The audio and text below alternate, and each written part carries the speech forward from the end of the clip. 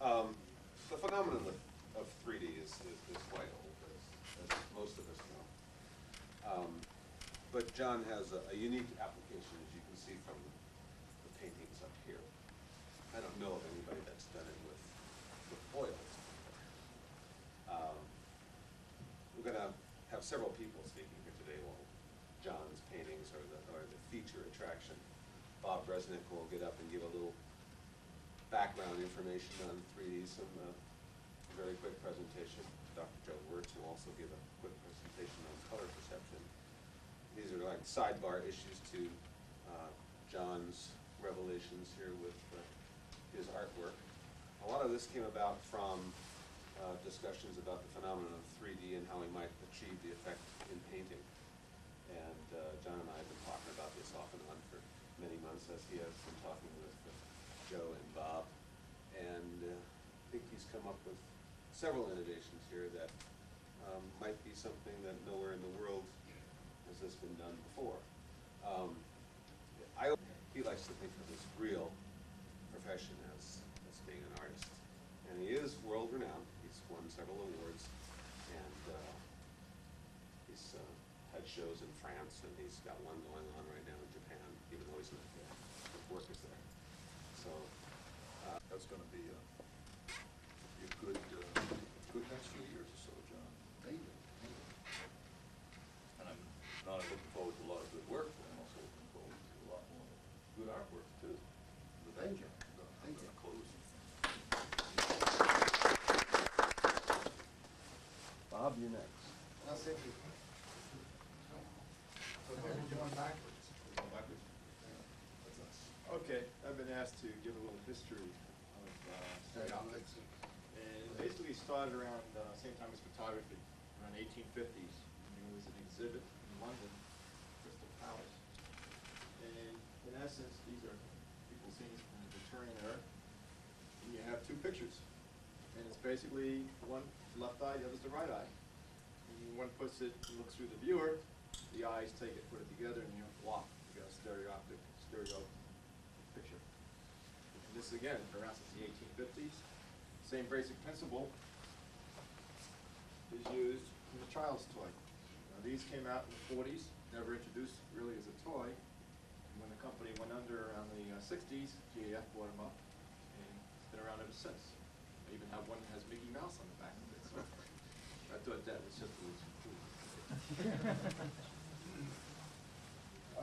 So John and I, we had many discussions on how we could follow through on stereoptic, and somehow, how can we take a two-dimensional picture on canvas and put it onto canvas? And that's what John's going to talk about today. And believe it or not, I still think we're going to see history in the making, and we're going to witness it today. John. Thank you. Thank you. Well, really, there's much to say about this one here, except to go forward and make some distribution glasses, the way you can see the way this work to be processed. All this work that you see right now is all experimental work. It's not really intended to be art by itself, but all what you see so often comes in three-dimensional effect. What you look right now here, there's three phenomena, which I will speak about two of them, and then of course the rest will follow. And I accomplished three-dimensional here two different ways. One way would be to look with the glass in one direction, and then by reversing the glass, you see the other effect that will give you the three-dimensional. Anyhow, what I'm going to do this time, I'll make some distributional glasses, all right? And as you see, these particular glasses, one's been removed already. You don't need two, only one is required to view this particular effect.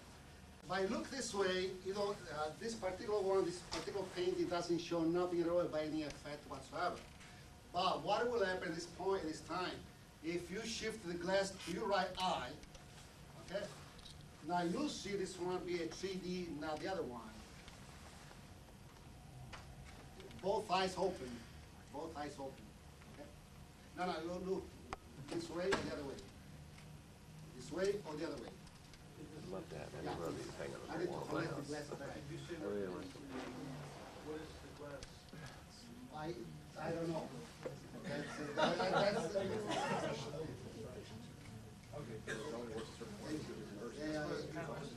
I do. Yeah, I do. They are another thing why next podcast.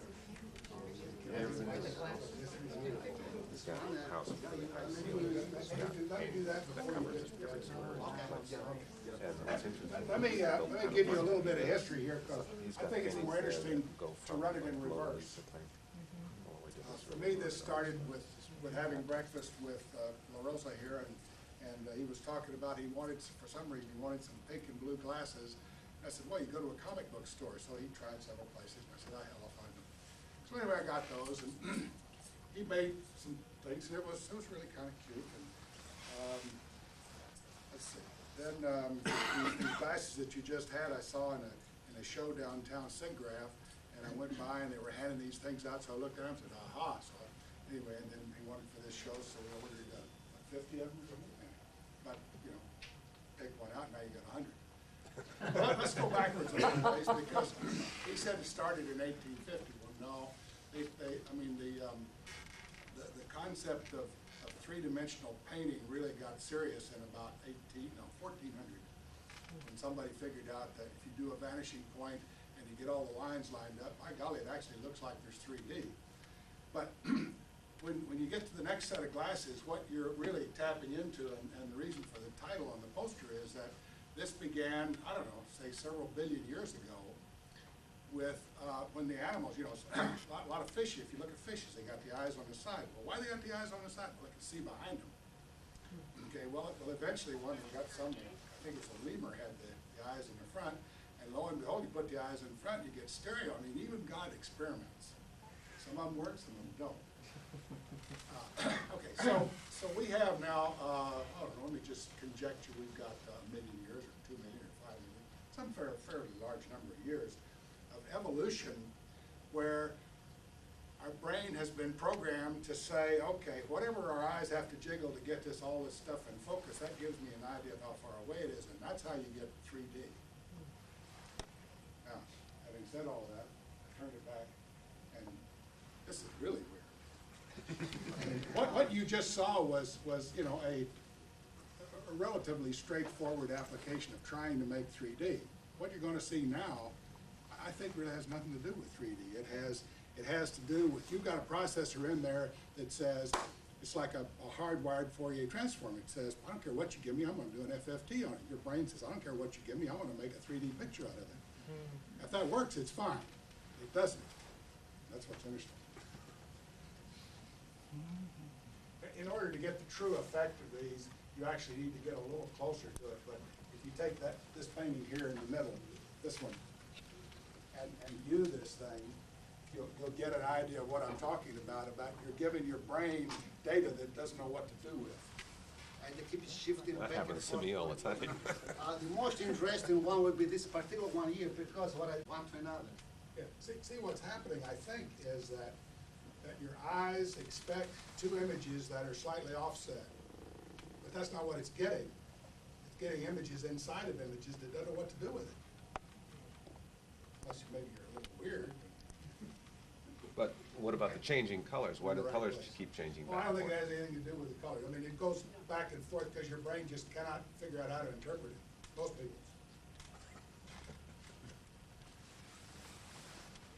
What if my brain does figure out what to do with it? Does that make it Oh, weird? well, they used to have this, test for deafness. Consider the source on that one. Question, are you colorblind?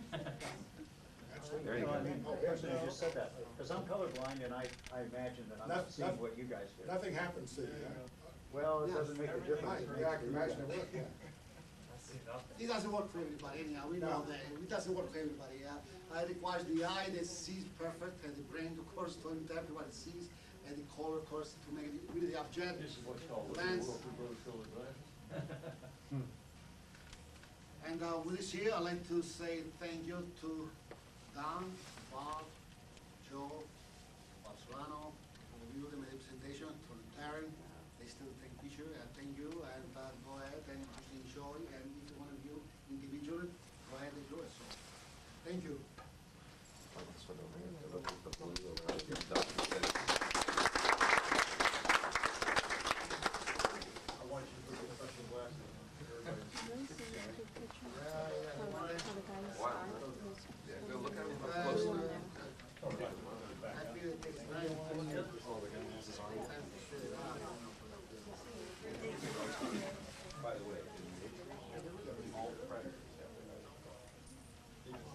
really, I don't